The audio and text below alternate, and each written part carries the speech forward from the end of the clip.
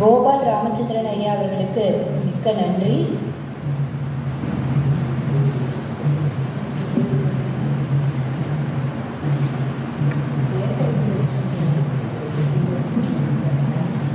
அடுத்த அமர்வு என்பது நம்மளுடைய அமர்வினுடைய முக்கிய குறிக்கோள் தொல்காப்பியத்தை மேன்மைப்படுத்துவது தான்.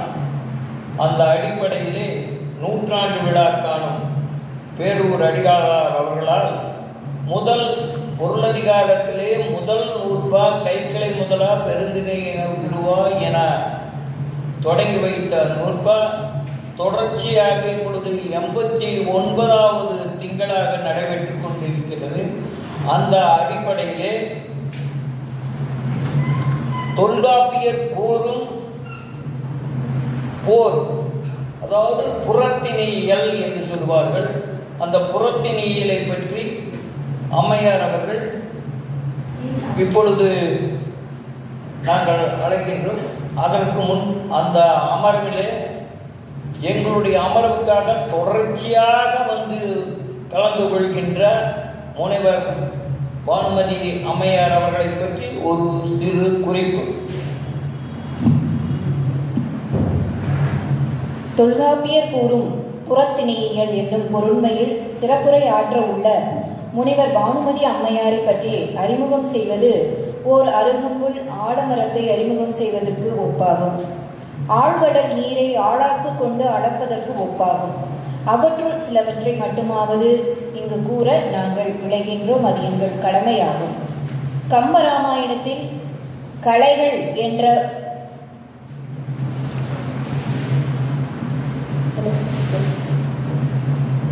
கம்பராமாயணத்தில் கலைகள் என்ற பொருண்மையில் ஆய்வு செய்து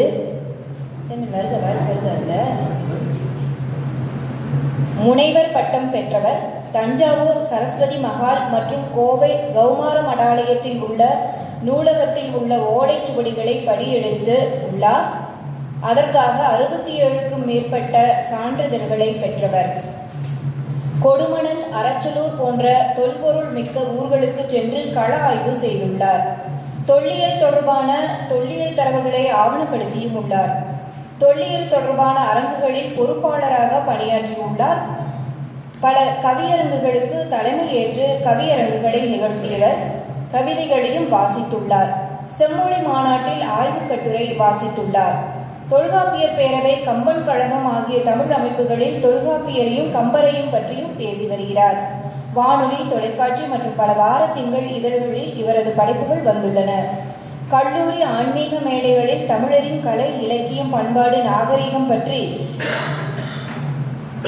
எழுத்து, பேச்சு, கலந்துரையாடல்களிலும் பங்கேற்றுள்ளார். தற்போது CBM கல்லூரியின் தமிழ் துறை தலைவராகவும் உள்ளார்.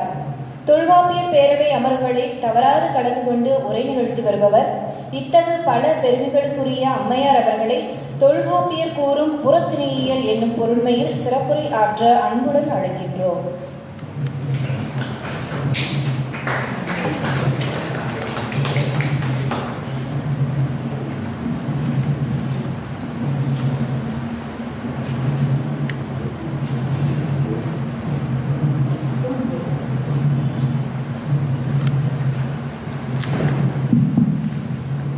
ஆய கலைகள் 64 ஏய உணர்விற்கும் என் தோழி தூய உட்பலின் போல்வார் என் உள்ளத்தின் உள்ளே இருப்பார் இங்கு வாராது இடர்.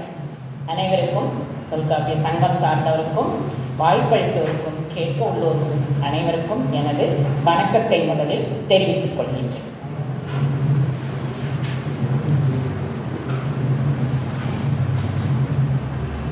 இன்று எனது தலைப்பு தொல்காப்பியம் கூறும் புறத்திணையியல். ஒருவனை ஒருவன் அடுதலும் தொலைதலும் புதுவது அன்றி இவ்வுலகத்து இயற்கை. இது புறநானூற்று பாடல். ஒருவனை ஒருவன் தாக்குதலும் அதனால் அழிதலும் புதியதல்லவே, அது இந்த உலகத்தினுடைய இயற்கையாதான் இருக்கு என்று சங்க இலக்கிய பாடல்களின் வழி நாம் அறிகின்றோம். ஆயக்கலைகள் 64 நாம் அறிந்ததுதான். இதுல பொதுவாக நம்ம நுண்கலைகள்னு இசைக்கலை, நாட்டியக்கலை இந்த மாதிரி நிறைய நமக்கு அறிந்திருக்கோம். ஆனால் இந்த 64 கலைகளில் போர்க்கலைகளும் கூறப்பட்டுள்ளன. போர்க்கலைகள் பல பிரிவுகளாகவும் கூறப்பட்டுள்ளன. மல்யுத்தம், அஸ்வ பரீட்சை, யானை பரீட்சை என்ற யானைக்கலை, குதிரைக்கலை.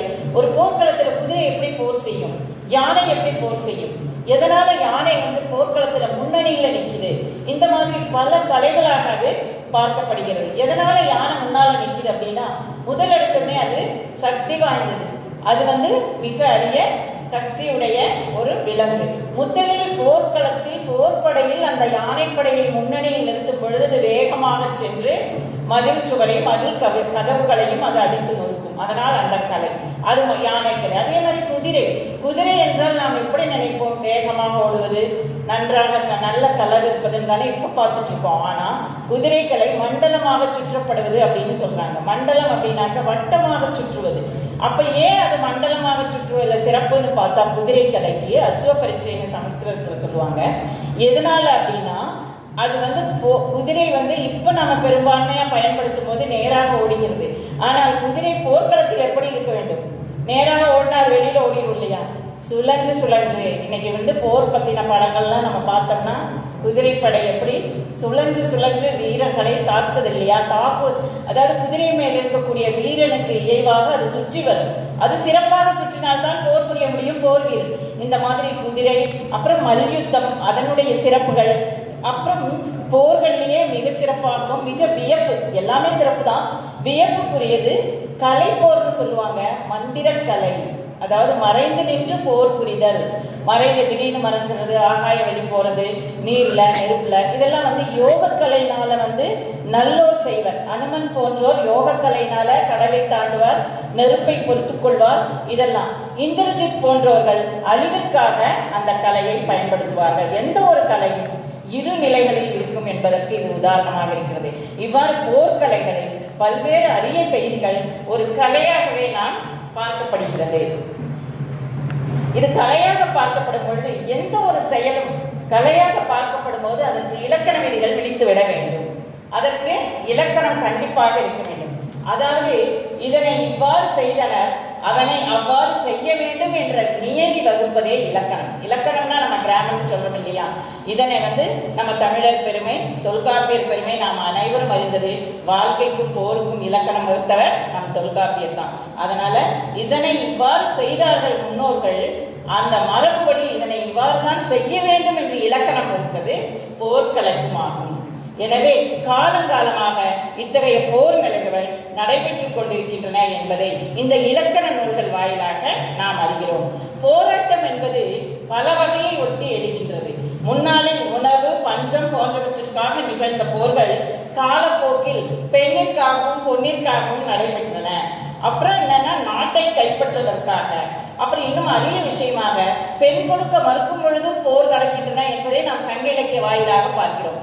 ஒரு குறுநில மன்னன் ஒரு சக்கரவர்த்திக்கு பெண் கொடுக்க தன்னுடைய இதனால மறுக்கிறான், மரபு சார்ந்து மறுக்கிறான். என்ன அப்படின்னு காரணம் பல, இது ஆய்வுக்குரியது. இன்னும் தொல்காப்பியத்தில் கூறப்பட்டுள்ள இலக்கணங்கள் ஆய்வுக்குரியதாக இருப்பதே ஒரு வியப்பிற்குரிய செய்தி தான். இன்னும் நம்ம தொல்காப்பியர் இன்னும் ஆழமா போய் பார்க்கணுங்கிறதுக்கு இதெல்லாம் பெண் கொடுக்க மறுக்கும் போது ஏன் பெண் கொடுக்க அந்த சக்கரவர்த்தி மறுக்கிறார் அப்படிங்கிறது ஒரு ஆய்வுக்குரிய. சக்கரவர்த்தி அவர் எதுக்கு மறுக்கணும் அப்படின்னா, நான் பெண்ணை கொடுத்தேன்னா நீ என் பெண்ணை எடுத்துட்ட அப்படின்னா என்னுடைய இது இதாகும். அதே மாதிரி பல பெண்களை மணக்கக்கூடியவர் சக்கரவர்த்தி, என் பெண்ணை அங்க இருக்க முடியாது, இந்த மாதிரி பல பல யோசனைகள், பல கூறுகள் இதில் பார்க்கப்படுகின்றன. எதற்காக பெண் கொடுக்க சக்கரவர்த்திக்கு குறுநில மன்னர்கள் மறுக்கிறார்கள், அதனால் ஏன் போர் எழுகிறது என்பது இன்றளவும் பல அறிஞர்களுடைய ஆய்வுக்காகவே இருக்கிறது. அப்புறம் இன்னும் கூட சிலர் நாட்டை காப்பதற்காகவும் சென்று தாக்குதல் அல்லாது நின்று தாங்குதல் அப்படின்னா என்ன அர்த்தம்னா, நம்ம போய் ஒரு நிலத்தை பிடிக்கிறதுக்காக போர் புரியறது மட்டுமல்லாமல் நம் நாட்டை வெற்றி கொள்வதற்காக, நம் நிலத்தை அபகரிப்பதற்காக வருபவர்களையும் நமது மக்களை காப்பதற்காகவும் நின்று தாங்குவதற்கும் போர் செய்ய நடத்தப்படுகிறது. அந்த வகையில் இலக்கியத்திற்கு இலக்கணம் காணுதல் என்ற வகையில், இலக்கியத்திற்கு நாம் இலக்கணம் காணுவது தானே, முதலில் கூறப்பட்டது இலக்கியம், அதற்குரிய இலக்கணம். இலக்கியங்களில் கூறப்பட்ட போர் பற்றிய மரபுகளை தொல்காப்பியத்தில் புறத்தின இயலில் விரிவாக கூறப்பட்டுள்ளது. ஏனெனில் சங்க இலக்கியங்களில் காதலும் வீரமுமே சிறப்பாக கூறப்பட்டுள்ளது. அதாவது காதலுக்கு வீரத்துக்கும் என்னைக்குமே முடிவு கிடையாது. அலைகள் ஓய்வதிலே பார்த்திருக்கோம் இல்லையா. காதல் வீரன்னா காதலிக்கிறது மட்டும் கிடையாது. அன்பு தலைவன் தலைவி கணவன் மனைவி யாருக்குள்ள வேணாலும் இருக்கலாம். அதாவது அன்புக்கும் வீரத்திற்கும் என்னைக்குமே முடிவு கிடையாது. வடிவங்கள் வேணா மாறலாம், நிலைமைகள் வேணா மாறலாம், இடங்கள் மாறலாம், ஆனால் அதற்கு முடிவு என்பது கிடையாது. ஐயா சொன்னது போல தொல்காப்பிய வாழ்க்கையில சொன்ன மாதிரி மரத்தையே அறமாக சொல்லப்பட்ட போர் பற்றிய பகுப்புகளை திணைகளாகவும் ஒழுக்கங்களாகவும் போரின் தொடர் நிகழ்ச்சிகளை துறைகளாகவும் கூறப்பட்டிருக்கிறார். அதாவது திணை துறைனா பகுப்பு பிரிவு எப்படிப்பட்ட திணைகளாக அதை கூறப்பட்டிருக்கிறது. போர் அப்படின்னா ஒரு போர்க்களம் அப்படின்னா அது எந்த வகையில நடக்குது அப்படிங்கிற பகுப்புகளை சொல்லப்பட்டிருக்கு. அதற்கு துறைகள் என்பது என்ன அப்படின்னா ஒரு போர்க்களத்தை கற்பனை செய்து கொள்ளுங்கள். ஒரு போர் நடந்து முடிந்தவுடனோ அல்லது நடந்து கொண்டு இருக்கும் பொழுதோ தொடர் நிகழ்ச்சிகளாக முடிவு நிகழ்ச்சிகளாக என்ன நடக்குதுன்னு சொல்றதுதான் துறைகள். பொதுவாகவே சொல்லுவாங்க, சங்க இலக்கியம் நடத்தும் போது எனக்கு வகுப்பறையில ஒண்ணுமே புரியாது, அது என்ன தலைவன் தலைவின்னு சொல்லுவாங்க, சங்க பாடல்னு சொல்லுவாங்க, போர் ஒண்ணுமே கிடையாது. இலக்கண வார்த்தைகளாகவும் இலக்கிய வார்த்தைகளாகவும் அது சொல்லும் பொழுது அலங்காரமாக சொல்லும் பொழுது புரியாமல் இருக்கும். அதனுடைய நிலைகளையும் அதனுடைய பொருள்களையும் நாம் புரிந்து கொண்டால் நாம் இன்று வாழ்ந்து கொண்டிருக்கும் வாழ்க்கை நாளை வாழப்போகும் வாழ்க்கை இதை பற்றித்தான் முன்பு கூறியிருக்கிறார்கள். இன்றும் நடந்து கொண்டுதான் இருக்கிறது. இது நம்ம இதனுடைய பொருள் தெரிந்து நாம் பார்க்கும் பொழுது தொல்காப்பியரினுடைய தொலைநோக்கு பார்வையும் தொல்காப்பியனுடைய சிறப்பையும் நாம் போர் மட்டுமல்ல, காதல் மட்டுமல்ல, வாழ்க்கை நிலையாமை மட்டுமல்ல, எல்லாத்தையும் அவங்க தொலைநோக்கு பார்வையுடன் தொல்காப்பியர் கூறியிருக்கிறார் என்பது எந்த விதமான சந்தேகத்துக்கும் இடமின்றி நாம் பார்க்கலாம். புறத்திணைகளை பற்றிய 7 பற்றிய விளக்கம். புறத்திணை 7ஆக பகுக்கப்பட்டுள்ளது. வெற்றின் அதற்கு பெயர் உண்டு. முதலில் காலாட்படையின் சிறு பிரிவுகளிடையே நடைபெறும் போர் பற்றி விளக்குகிறது. காலாட்படை 2 சிறு பிரிவுகள், ஊர்க்காரங்க நடத்துற போர். அடுத்தது வஞ்சி, 4 வகை படைக்கும் பங்கேற்று, 4 வகை படைகள் இருக்கு இல்லையா, அந்த 4 வகை படைகளும் பங்கேற்று குறிப்பிடும் போர் முறை வஞ்சி. அடுத்தது ஒழுங்கை அப்படின்னு ஒண்ணு, 7ல ஒழுங்கைன்னு ஒன்று. அரண்மனை மதிலை கைப்பற்றுவதால் ஏற்படும் 2 தரப்பு நிலைகள் போர்கள். ஒரு போர்க்களத்தையும் ஒரு போர் நிலையும் கற்பனை செய்து பார்க்கும்போது இதெல்லாம் ரொம்ப தேவைப்படுது.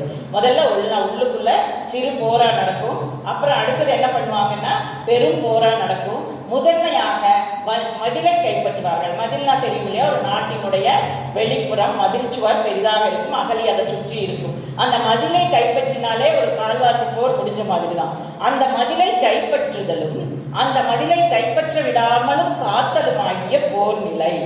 அடுத்தது தும்பை அப்படிங்கிற பேருடைய போர் நிலை என்னன்னா, 2 தரப்பினரும் மொழி வலிமையுடன் திறந்த வெளியில் போர்க்களத்தில் ஆற்றும் கடுமையான போர். முதல்ல 4 வகை படைகளும் செய்யறது. இது 2 நாடும் சேர்ந்து எதிரெதிராக நின்று கடுமையாக செய்யும் போர் தும்பை. அடுத்தது வெற்றி பெற்ற மக்களின் வாகை சூடுதல். வாகை பற்றி தெரியும் இல்லையா, வாகை சூடினா வெற்றின்னு அர்த்தம். அது ஒரு வாகை மலரை பற்றி குறிப்பிடுவது. அது வெற்றி பெற்ற மக்களின் நிலை மற்றும் வீரர்களின் செயல்பாடுகளை குறிப்பிடுவது. ஒரு வெற்றி பெற்ற வீரனினுடைய நிலை அல்லது வாழ்க்கை, இருதிறமும் இதில் வாழ்க்கையிலையும் வெற்றி பெறுவாங்க இல்லையா. வாகை நிலை என்பது வெற்றியை குறிப்பிடும் நிலை. வெற்றி பெற்ற நிலையில் எப்படி வீரர்கள் நடந்து கொள்வார்கள் என்ற நிலையை குறிப்பிடுவது.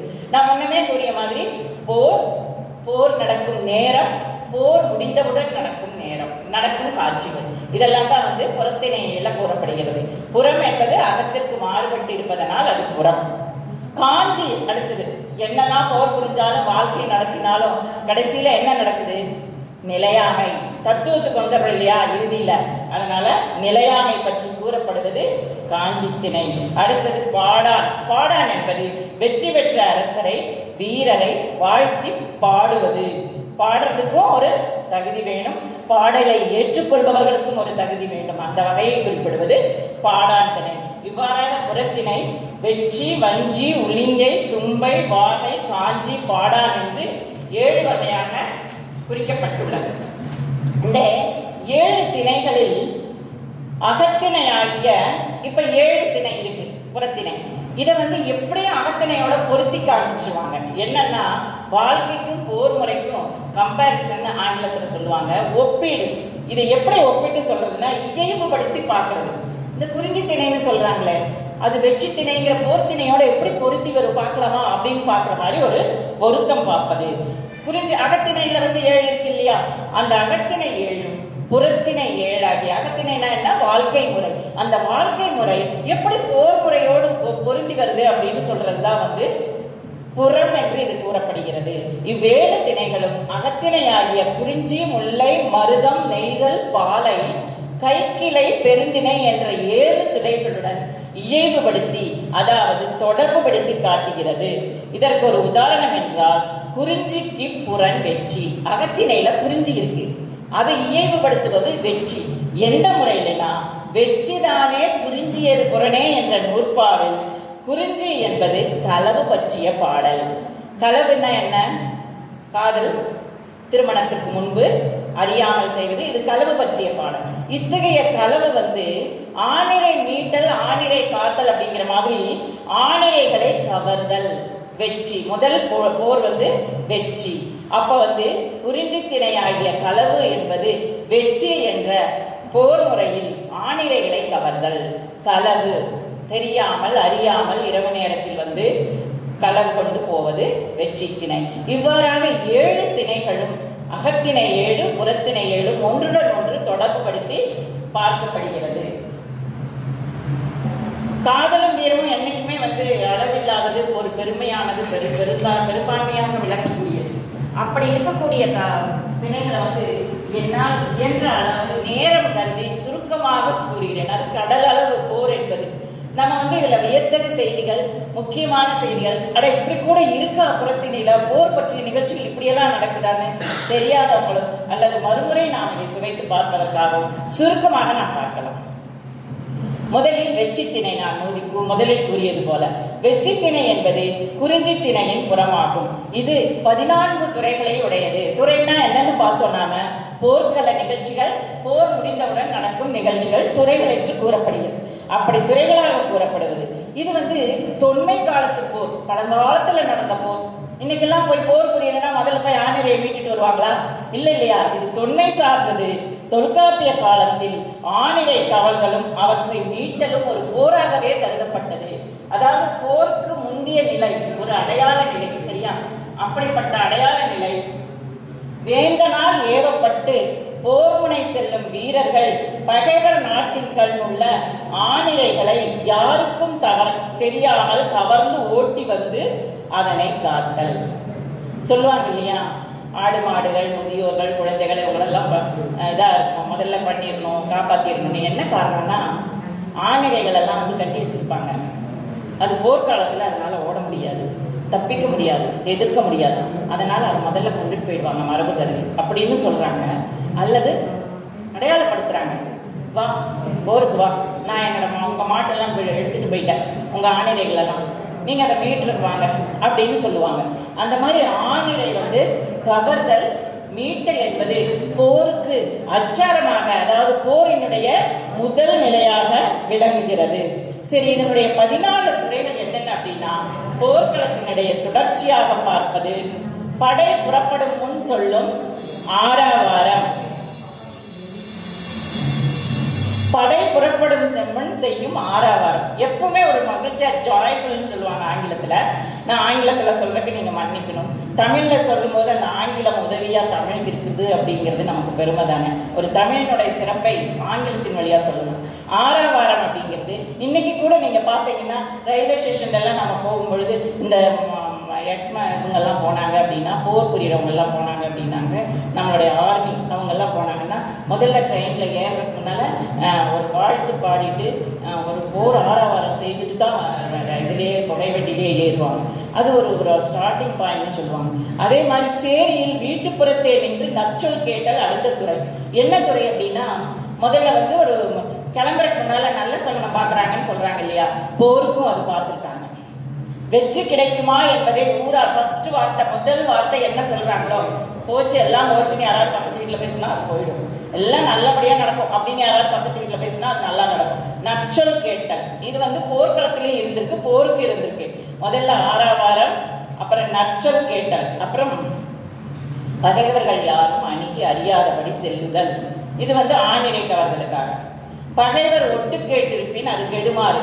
ஒட்டு கேட்கறதையே ஒட்டு கேட்கறது, ஒருத்தங்க ஒட்டு கேட்டுட்டாங்கன்னு தெரிஞ்சிருச்சுங்கிறத ஒட்டு கேட்டுட்டாங்கன்னா பாரு அப்படி பண்ண போறானாமா, அப்படி செய்ய போறானாமா அப்படின்னு அவங்க பேசிட்டு இருந்தாங்கன்னா அதை அறிந்து ஒட்டு கேட்டு அதற்கு தகுந்தபடி புறத்தே தங்குவது.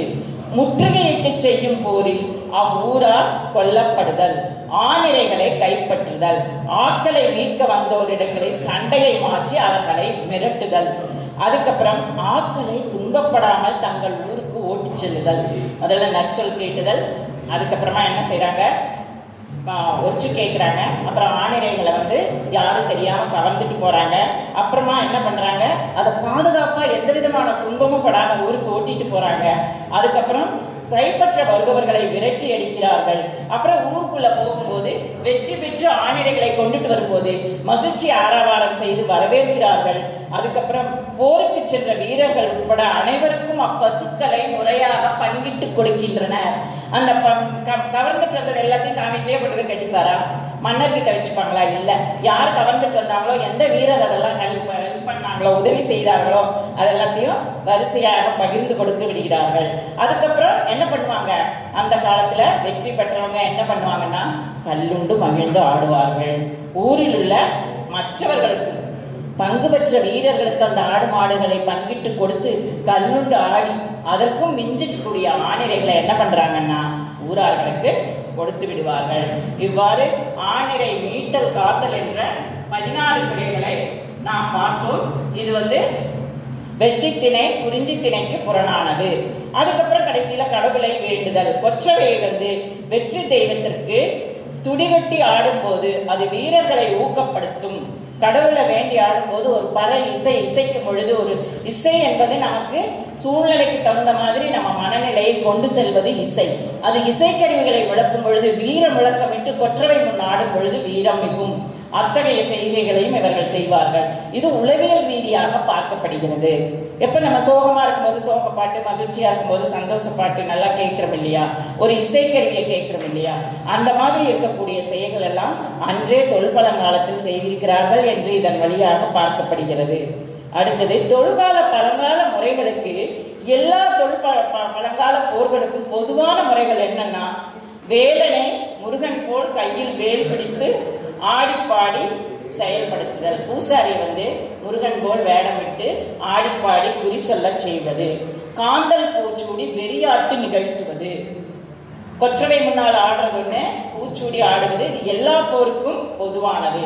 பகையுற்று போர் புரியும் போது போர் மறவர்கள் எந்த வேந்தன் பக்கத்தவர் என்று அடையாளம் தெரிவதற்காக பனம்பூ, வேப்பம்பூ, அத்திப்பூ என்ற பூக்களை சூடி ஆடுவார்கள். இலக்கணத்துல இது ஒரு குறிப்பு இருக்கு. எந்த பூவை சூடி ஆடுவார்கள் என்றால் அந்த பூ அந்த வீரனுக்குரியது. இன்னைக்கு யூனிஃபார்ம் இருக்கு இல்லையா, அது மாதிரி. அதே மாதிரி பூக்கோள் நிலை என்பது, வாடாத பூ என்பது வள்ளிக்கூத்தை குறிக்கும். வெற்றி பெற்ற வீரர் வேடமிட்டு ஆடுவது. கலல் நிலை என்பது ஒரு வகையான ஆடல்.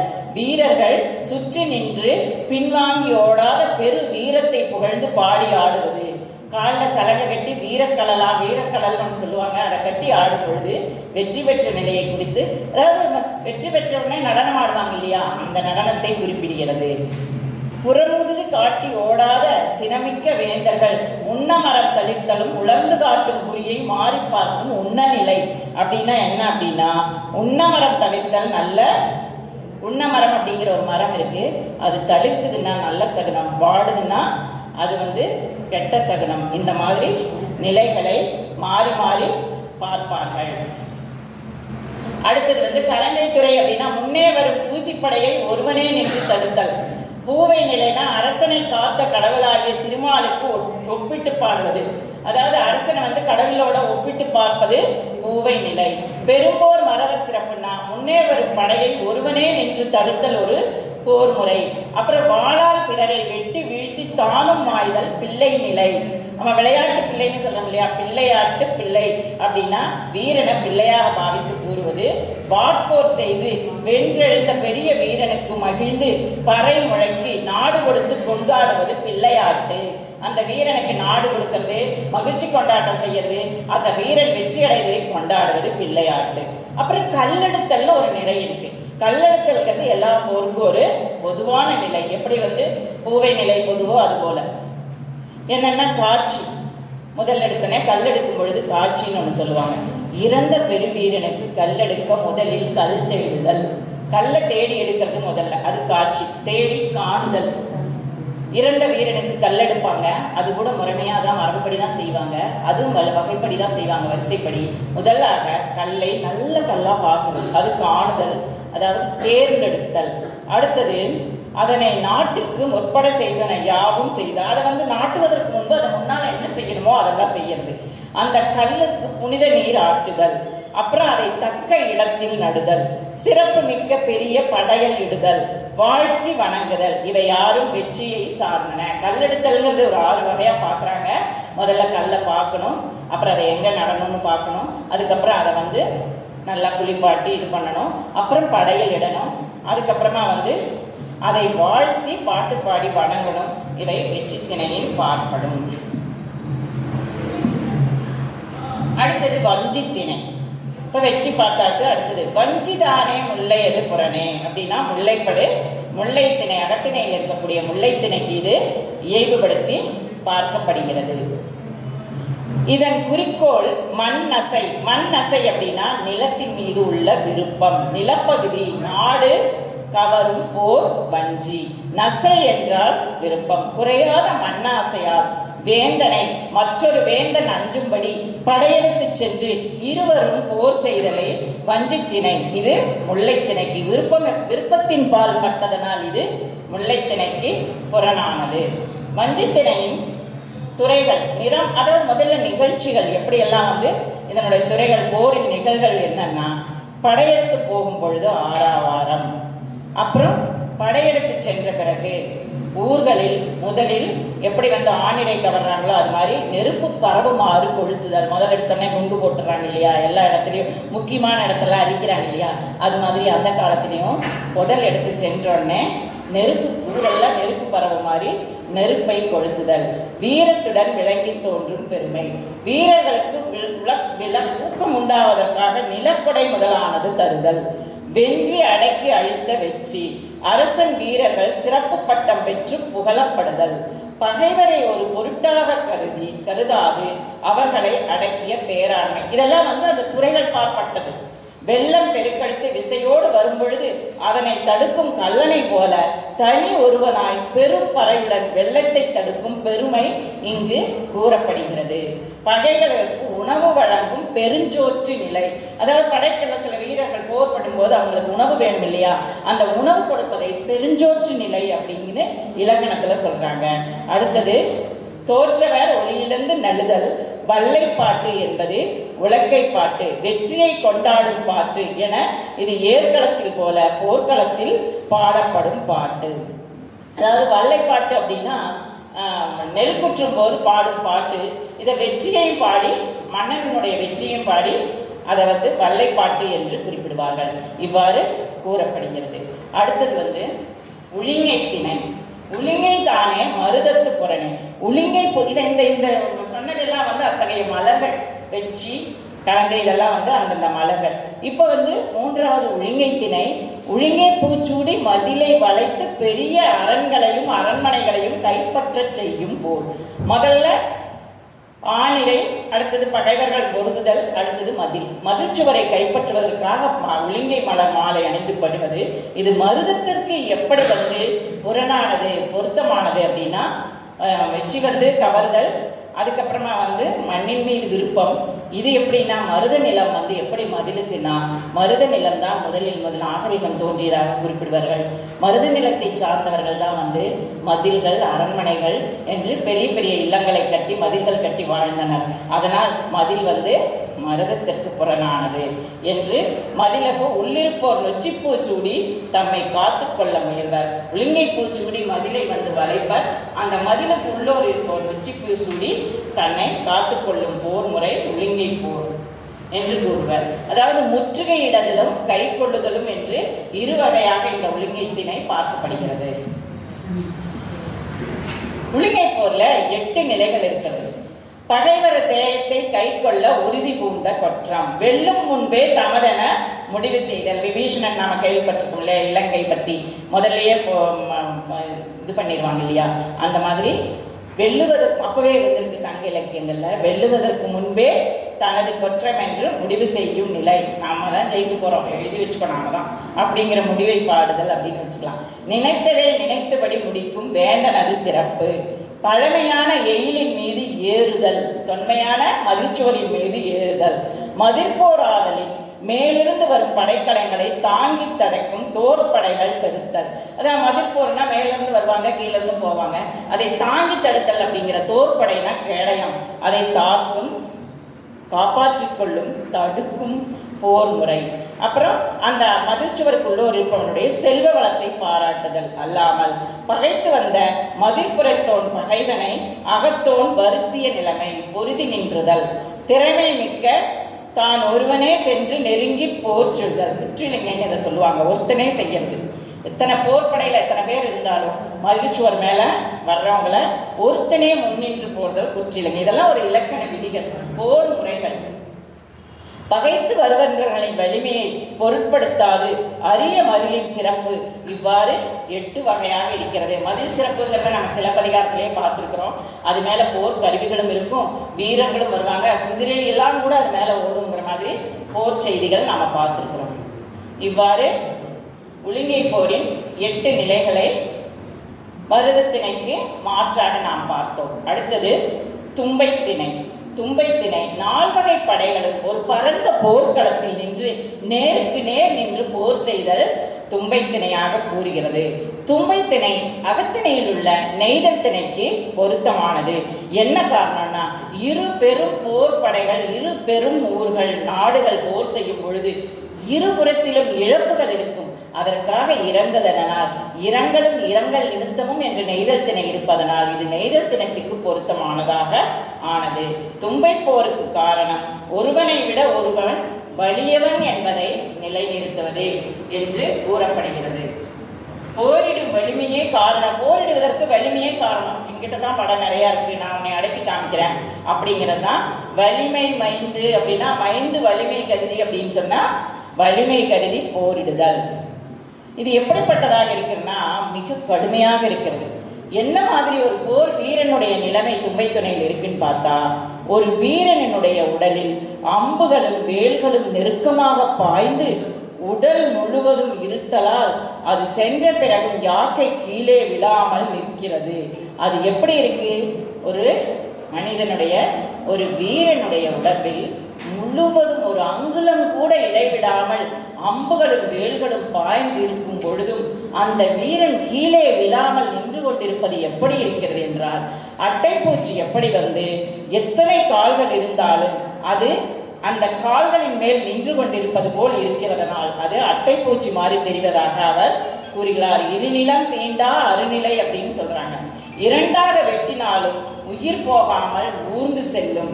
ஒரு வீரன் இறந்த பின்னும் போர்முகம் காட்டுகிறான், இறந்த பின்னும் சினந்து போர்முகம் காட்டுகிறான். உடம்பு முழுவதும் வில்லும் அம்பும் பயந்திருந்தாலும் அப்படியே அவன் நின்றுட்டு இருக்கான். இறந்த பின் கூட சினந்து நிற்கிறான்ங்கிறது ஒரு அட்டை பூச்சியோட உதாரணமாக ஒரு அட்டை போல இருக்கிறான் என்று கூறப்படுகிறது. தும்பை திணை போர் நிலை அப்படின்னு பார்த்தா, பகைவர்கள் அஞ்சும்படியாக தானை நிலை அப்படின்னா காலாட்படை, யானைப்படை, குதிரைப்படை, வேற்படை மிக்க வேந்தனை பகை வீரர்கள் மொய்த்து சூழ்ந்த போது முன்னணி படையில் ஒருவன் மட்டும் வந்து பகைவர்களை வெட்டி வீழ்த்துவது. எதிரி படை வந்து 4 வகை படைகளை சூழ்ந்தாலும் ஒரே ஒருத்தனா நின்று எதிர்க்கிற பார்த்தீங்களா, அந்த நிலையை கூறுவது தார் நிலை என்று கூறப்படுகிறது. ஒரே ஒருத்தர் போய் போர் முடிஞ்சதுக்கு அப்புறம் பேசிப்பாங்க இல்லையா, என்ன மாதிரி செஞ்சாங்கன்னு, அது வந்து தார் நிலை. இல்லைன்னா போருக்கு முன்னால திட்டம் போடுவாங்க இல்லையா, நான் மட்டும் போறேன் முன்னால அப்படின்னு சொல்றது தார் நிலை. இருபக்கத்து தலைவர்களும் இறைந்து போன நிலை. அடுத்த நிலை வந்து தாவக நிலை. இருபக்கத்து தலைவர்களும் இறந்து போன பிறகு பாடுவது. அடுத்தது உடைந்து தோற்று ஓடி வரும் தன் படையில் புகுந்து எதிர்த்த ஒருவனை தான் ஒருவனாக நின்று மேல் வரும் கூலைப்படையையும் பின்னணி படையையும் தடுப்பது எருமை நிலை. இதுக்கு எருமை நிலைன்னு ஏன் பேர் வச்சாங்க அப்படின்னா, ஒரு போர் படை நடக்குது, இருபக்கத்து தொடர்ச்சியா பார்க்கணும், அழகா வருஷப்படுத்தியிருப்பாரு தொல்காப்பியம். அது வந்து இருபக்கத்து வேந்தர்களும் இறந்துறாங்க, இருந்தாலும் போர் நடக்குது. அப்படி போர் நடக்கும் பொழுது பின்னால இருந்து முன்னால இருந்து தாக்குவாங்க. அப்படி பின்னால இருந்து தாக்கும் பொழுது அந்த பின்னால இருந்து தாக்கக்கூடிய படைக்கு மூளைப்படைக்கு அஞ்சி அவங்க ஓடி வரும் பொழுது ஒரே ஒரு வீரன் போய் அந்த வஞ்சி வந்த வீரர்களை காப்பது மாதிரி தனி ஒருவனாக நின்று அந்த இடத்தில் போர் செய்வது எருமை நிலை. எருமை எப்பவுமே தனித்து நின்று எதிர்த்து நிற்கும் அந்த எருமையினுடைய நிலையை கூறுவதாக இருக்கின்றது. அப்புறம் தன் மீது பாய்ந்த படக்களத்தை அறுத்தெடுத்து வீசிவிட்டு புண்பட்ட தன் உடல் வலிமையால் மட்டுமே போரிடுவது பாலி நிலை. எருமை நிலைக்கு பாழி நிலைக்கும் என்ன ஒரு ஒற்றுமை அப்படின்னா, தனித்து ஒருவனாக நின்று போரிடுவது, தன் மீது பாய்ந்த படைக்கலங்களையும் கைவிட்டு விட்டு தன்னுடைய படைக்கலங்களையும் கைவிட்டு விட்டு கையினால் தன்னை மட்டுமே நம்பி போரிடுவது. எருமையெல்லாம் அப்படி போரிடுது இல்லையா, அதே மாதிரி பாலி நிலைங்கிறதும் அதுதான். என்னன்னா தன்னுடைய படைக்கலங்களை கைவிட்டு கையை மட்டுமே நம்பி தன் உடல் வலிமையை மட்டுமே நம்பி போரிடுவது. அப்புறம் களிற்றுடன் தானும் இறந்த வேந்தர் கொன்ற வேந்தனை வாழ் வீரர் ஆடுவது. அதாவது வீரன் தன்னுடைய வேந்தன் இறந்துட்டான் அப்படிங்கும் பொழுது வாழ் வீரர்கள் எதிரிகள் அமலை ஆடுவது. அப்படின்னா வாளை வீரர்கள் தூக்கி கொண்டு வெற்றிவேல் வீரவேல் ஆடுறாங்க இல்லையா, அதுக்கு பெயர் அமலை ஆடுவது. வாளால் வெட்டுண்டு எதிரெதிர் எடுத்து நின்று இரு பெரும் வீந்தரும் சுற்றத்தாரும் படைத்தளபதிகளும் ஒருவரும் எஞ்சாத அனைவரும் இறந்து போவது தொகை நிலை. அதாவது எல்லாரும் இறந்துட்டாங்க, முடிஞ்சு போச்சு, தொகை நிலை, தொகுப்பாக இறந்து விட்டார்கள் அப்படிங்கிற ஒரு நிலை போர்க்களத்தில் ஏற்படும். அடுத்தது போரில் தன் நண்பன் இறந்து வீழ்ந்தான் என்று சினம் கொண்டு தனி ஒருவனே போரினில் புகழ்ந்து போர்விடுவது புகழ்மிகு நிலை. வேந்தர்கள் இறந்துட்டாங்க, வீரர்களை காப்பாற்ற முடியல, எல்லாருமே இறந்துட்டாங்க பொழுது தொகுப்பாக இறந்து பிறகு இன்னும் நான் விடமாட்டேன்னு தனி ஒருவனாக பெறுவது புகழ் நிலை. அதாவது இந்த போர்க்களத்தில் இரு நாடுகள் போர் புரியும் போது ஏற்படும் நிலைகள். உடைந்து தனக்கு ஓடுதலால் அவ்வீரன் தனது ஒளி வீசும் வாளை சுழற்றி ஆடுவது நூலில் ஆத்து. தனி ஒருவனாக படைகள் உடைத்து தனக்கு தோற்று ஓடுதலாம், எல்லாத்தையும் துரத்திடுறான், அதுக்கப்புறம் வாளை சுழற்றி வெற்றின்னு சொல்றது அமலை நிலை மாதிரி. இது நூலில் ஆட்டு. இது மிகுந்த அவலம் சார்ந்த 12 தொலைகளாக பார்த்தேன். சரி,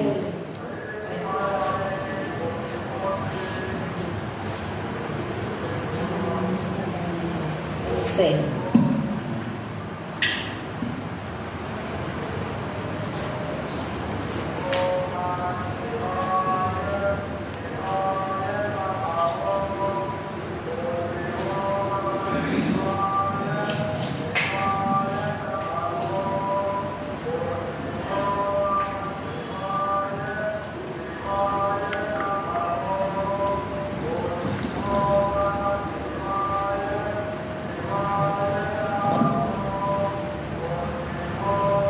இவ்வாறாக வாளை சுழற்றி ஆடுவது வகை பார்த்தது இல்லைங்க. அடுத்தது வாகை திணை. வாகை என்றால் வெற்றி என்று நாம் முன்பே பார்த்தோம். வாகை திணை அகத்திணையில் உள்ள பாலைக்கு புறனானது. எப்படி புறனாகுது, இது பொருத்தமாகுதுன்னு பார்த்தோம்னா, வாகை என்றால் வெற்றி, வெற்றி என்பது அனைவருக்கும் பொதுவானது. பாலைத்திணை அனைத்து நிலத்திற்கும் பொதுவானது. அகத்திணையில எப்படி பொதுவானதுன்னா, 4 வகை நிலங்களும் திரியும் பொழுது அது பொதுவாக பாலை நிலம் ஆகிவிடுகிறது. அதனால் பாலைத்திணை வாகைத்திணைக்கு பொதுவாகிறது. வெற்றி என்பது அனைவருக்கும் பொதுவானது. அந்த எத்தவிதமான வாகையாகவும் வெற்றியாகவும் இருக்கலாம், அல்லது புகழ் சூடுதலாகவும் இருக்கலாம் என்பதனால் இது வாகைத்திணை என்பது பாலைத்திணைக்கு பொருத்தமாக பார்க்கப்படுகிறது.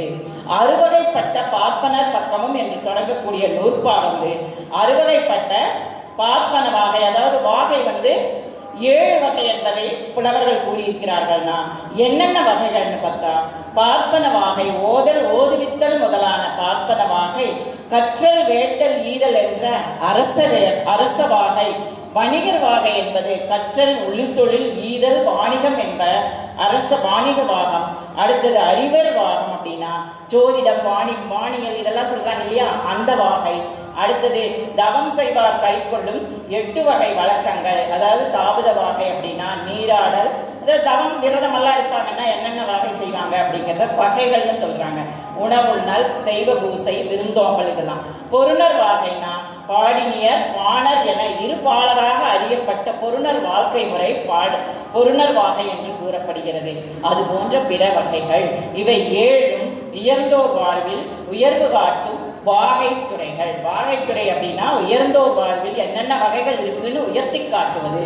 ஆனா இதுல என்ன ஆய்வுக்குரியதுன்னா, இந்த வாகைகளின் வகைகளை உரையாசிரியர்கள் தான் சொல்லியிருக்காங்களோ ஒழிய தொல்காப்பியர் கூறவில்லை. அவர் தொகை பற்றி மட்டும்தான் குறிப்பிட்டிருக்கிறார். பார்ப்பன பக்கமும் அப்படின்னு சொல்லியிருக்காரு, அரசர் பக்கமும் சொல்லியிருக்காரு. ஆனா அதை என்னென்ன அப்படிங்கிறத அவர் தொகுத்து பிரிச்சு கூறல. உரையாசிரியர்கள் சொல்லியிருக்காங்க. உதாரணமா பார்ப்பன வாகை அப்படின்னு சொன்னான்னா ஓதுதல், ஓதுவித்தல் இதெல்லாம் இருக்கலாம். வணிக வாகைனா உள்ளுதல், விருந்தோம்பல் இதெல்லாம் இருக்கலாம் அப்படின்னு கூறப்படுகிறது. இது வாகைத்திணையை பற்றின துறைகள் 8 கூறப்படுகிறது. வாகைத்திணையினுடைய உட்துறைகளாக என்னென்ன கூறப்படுகிறதுனா, கூதிர் பாசறை, வேணிர் பாசறை, போர் முடையாமையின் தலைவை மாட்டுக்கொண்ட காதலில் பொருந்தி கட்டுப்பாடுடன் போரிடத்து இருத்தல். சரி, கூதிர் பாசறை, வேணிர் பாசறை அப்படின்னா என்ன அப்படின்னா, பாசறையில் காலம் கருதாது கண்ணியத்துடன் குடும்பத்திற்கு செல்ல வேண்டும், போரை முடிக்க வேண்டும் என்ற நிலையில் இருப்பது. அதே மாதிரி போர் கலவலி, வென்ற அரசன் வீரர்கள் தேர்வும் நாடி பாடும் தேர்குறவை, இவை யாவும் வென்றி வாழ்க்கையாக கூறப்படுகிறது. அடுத்தது காஞ்சி திணை. காஞ்சிதானே பெருந்திணைக்கு பொருத்தமாகிறது. பெருந்திணை என்பது உலகில் மிகுதியாக காணப்படுவது, நிலையாமை என்பது உலகத்தில் மிகுதியாக காணப்படுகிறது. இது காஞ்சி திணையாக கூறப்படுகிறது. அதாவது காஞ்சி திணையில என்னெல்லாம் நடக்கும்னா, பெருங்காஞ்சி அப்படின்னு ஒண்ணு நடக்கும். மாற்றுவதற்கு அரிய கூற்றுவனின் கொடுமையை கூறுவது. அதாவது போர்க்களத்துல யமனுடைய விளையாட்டு கூறுவதற்கு அரியது, பெரும்பான்மையா நடக்கிறது. அது பெருங்காஞ்சி. முதுகாஞ்சி அப்படின்னா முதியவர்கள் அறிவுரை கூறுது. அடுத்தது தன் மேல்பட்ட புண்ணை பொருட்படுத்தாமல் அதை கிழித்து எடுத்து சாவது மரக்காஞ்சி. பேய்கள் போர்க்களத்தில் விளையாடுவது பேய்காஞ்சி. அதே மாதிரி இறந்த பிறகு இருவது மண்ணை காஞ்சி. வஞ்சினம் கூறுவது வஞ்சின காஞ்சி. போர்க்களத்தில் இதெல்லாம் நடக்கும். பேய் வரும், இதெல்லாம் வீரர்கள் எல்லாம் இறப்பாங்க, இதெல்லாம் சொல்றது. நேரமின்மையால் இதை நான் சுருக்கமாக கூறிக்கொண்டு வருகிறேன். சூளுரை உரைப்பது, சபதம் எடுக்கிறது. பார்த்தியா, நான் அடுத்த போர்ல ஜெயிச்சு காமிக்கிறேன்னு சொல்லிட்டு அடுத்த ஜென்மத்துல கூட விட மாட்டேன்னு வஞ்சினம் கூறுவது வஞ்சின காஞ்சி. அப்புறம் பேய்கள் தொடாதவாறு இறந்த வீரர்களை பார்ப்பது தொடா காஞ்சி. அப்புறம் தன்னுடைய உயிரை மாய்த்து கொள்வது, மனைவி உயிரை மாத்திக் கொள்வது ஆஞ்சி காஞ்சி. மகட்பார் காஞ்சின்னா தொல்குடி பெருமக்கள் தன் மகளை மனம் செய்து கொடுக்க மறுப்பது மகட்பார் காஞ்சி. போர்க்களத்தில் இறந்து கிடக்கும் கணவனுடன் தன் மார்பையும் முகத்தையும் பொருத்தி தானும் இறப்பது மூதானந்தம் என்று பல வகையாக தாபு நிலை, தபுதார நிலை என்று போர்க்களத்தில் மனைவிகளினுடைய நிலை, வீரர்களுடைய நிலைகளை பற்றி, பேய்களினுடைய நிலைகளை பற்றி பெரும்பான்மையாக கூறப்படுவது, மிக வியப்பிற்குரிய செய்தியாக கூறப்படுவது காடு வாழ்த்து என்பது. காட்டையும் வாழ்த்து பாடுகிறார்கள். என்ன காரணம் அப்படின்னா, போர்க்களம் வரும், மாறும், இறப்பாங்க, உயிரோடு இருப்பாங்க. ஆனா நிலையாக இருப்பது சுடுகாடு. அதனால் சுடுகாட்டையும் வாழ்த்து பாடியிருக்கிறார்கள். அதனால் அது காடு வாழ்த்து என்று கூறப்படுகிறது. பாடான் திணை என்பது அனைவரையும் புகழ்ந்து அரசனையும் புகழ்ந்து பாடுவது. அதுல பல வகைகள் உள்ளன. அதுல குழந்தைகள் வளர்நிலைகளை புகழ்ந்து பாடுவது நாட்டு பாடல், பிள்ளை தமிழாக பாடப்படுகிறது. உலா, கடவுளை உலாவாக எடுத்து போகப்படுவது உலா. அதே மாதிரி நாட்டுப்புற வழக்கில் கடவுள் வாழ்க்கையை பற்றி கூறப்படுவது. இதெல்லாமே பாடான் திணையின்பால் கூறப்படுகிறது. அடுத்தது பாடான் திணையில வாயில் காவலிடம் சொல்லக்கூடிய கடைநிலை. வாயில் காவல் கிட்ட போய் என்னை உள்ள விடுங்கன்னு சொல்லி பாடப்படும் கடைநிலை கூறப்படுகிறது. புறநிலை வாழ்த்து, கைக்கிளை வகைகள் இறுதியில் கூறிய 4 பாடம். முத்தொள்ளாயிரம் என்பது கைக்கிளை என்பது ஒரு சுட்டி ஒருவர் பெயர் சொல்லக்கூடாதது கைக்கிளை, ஆனால் கைக்கிளையில் கூறப்படுகிறது. அதே மாதிரி போர்க்களத்திலும் பெயர் கூறி கூறப்படும் அகத்திணை பாடல்கள். அகத்திணை பாடல்ல காதலனுடைய பெயரையோ ஊரையோ சொல்ல மாட்டாங்க. ஆனா முத்தொள்ளாயிரம் போன்ற நூல்களில் அகத்திணை பாடல்களில் பெயர்கள் கூறப்படுகின்றன. அதனால் இது கைக்கிளை பாடல் ஆகிறது. இவ்வாறு பல்வேறு துறைகளில் பாடப்படும் 7 வகை திணைகளை நாம் பார்த்தோம். மேலும் திருப்பள்ளி எழுச்சி, கடவுளுக்கு பாடுற மாதிரி மன்னருக்கு, அப்புறம் ஆற்றுப்படுத்துதல், அப்புறம் மன்னனுக்கு பிறந்த நாள் வாழ்த்து சொல்லும் பாடல்கள் எல்லாம் இருக்குது. இவ்வாறு 7 வகை திணைகளிலும் அகத்திணைகளை பொருத்தி பல்வேறு வகைகளை போர்க்கள காட்சிகளை நாம் பார்த்தோம். இவ்வாறு 7 வகை திணை போர்க்கள காட்சிகளிலும் நாம் தொல்காப்பியர் வழி கண்டதனால் வீரத்திலும் சிறந்தோங்குவோம் என்ற பெருமையை கூறிக்கொண்டு வாய்ப்பளித்தமைக்கு நன்றி கூறிக்கொள்கிறேன்.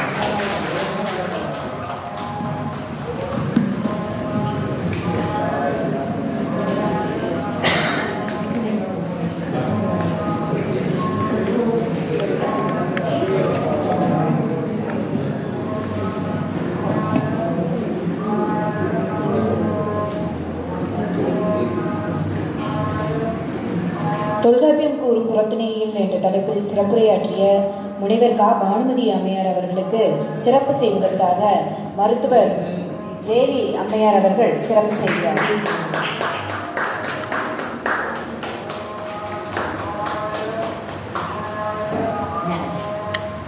நமது